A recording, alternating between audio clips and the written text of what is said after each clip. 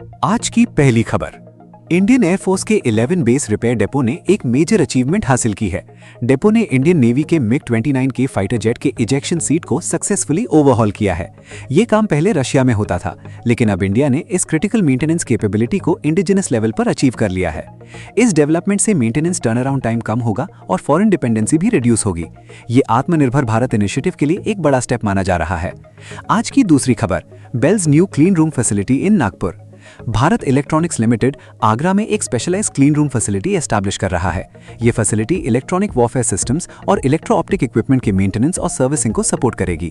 Sensitive defence electronics को contamination free environment में maintain करना बहुत इंपॉर्टेंट होता है और ये new facility Indian arm forces के एडवांस सिस्टम्स की ऑपरेशनल रेडीनेस को इंप्रूव करेगी।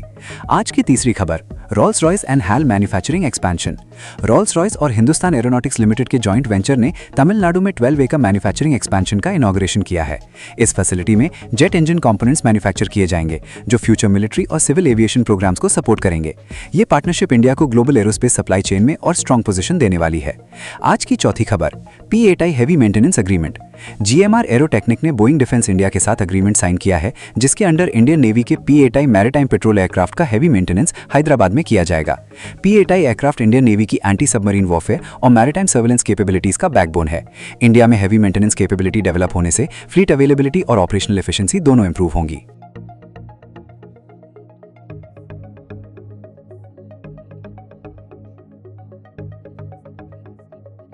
आज की पांचवी खबर, इंडिया का एम्बिशियस सुदर्शन चक्र 2030 air and missile defence network 2030 से 2040 के बीच मैच्योर होने की एक्सपेक्टेड टाइमलाइन में है।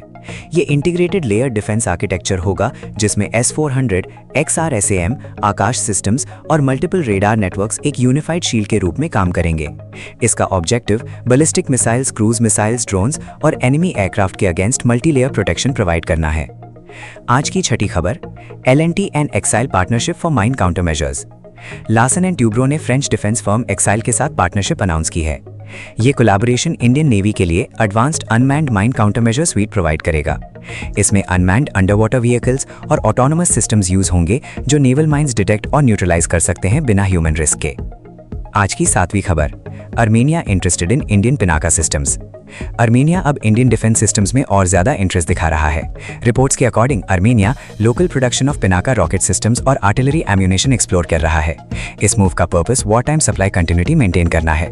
अगर ये डील फाइनल होती है तो इंडिया का डिफेंस एक्सपोर्ट इकोसिस्टम और स्ट्रांग हो सकता है और पिनाका सिस्टम की ग्लोबल प्रेजेंस भी इंक्रीज होगी। आज की आठवीं खबर, HAL's alpha S swarm drone pod. Hindustan Aeronautics limited ने एक advanced alpha S swarm drone pod propose किया है, जो एक फाइटर एयरक्राफ्ट से लॉन्च होकर 24 ऑटोनोमस लॉइटरिंग म्यूनिशंस डिप्लॉय कर सकता है। ये swarm drones enemy air defence systems को ओवरवेल्म और सप्रेस करने के लिए डिजाइन किए गए हैं।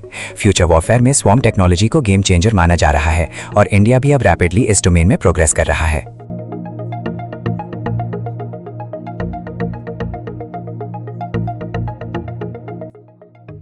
आज की नवी खबर, नरेंद्र मोदी जल्द ही यूनाइटेड अरब एमिरेट्स का एक इंपॉर्टेंट स्ट्रेटेजिक विजिट करने वाले हैं।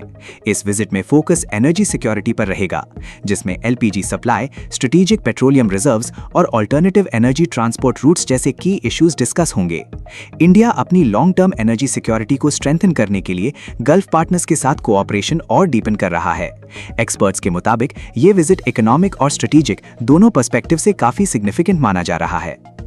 आज की 10वीं खबर, राजनाथ सिंह वियतनाम और साउथ कोरिया के ऑफिशियल विजिट पर जाने वाले हैं। इस विजिट का मेजर हाईलाइट वियतनाम के साथ पॉसिबल ब्रह्मोस मिसाइल डील हो सकता है, जिसकी एस्टिमेटेड वैल्यू लगभग $700 मिलियन बताई जा रही है।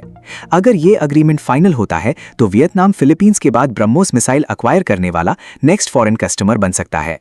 इससे इंडिया के डिफेंस एक्सपर्ट्स और इंडो पैसिफिक स्ट्रेटेजिक पार्टनरशिप्स को मेजर बूस्ट मिलने की उम्मीद है।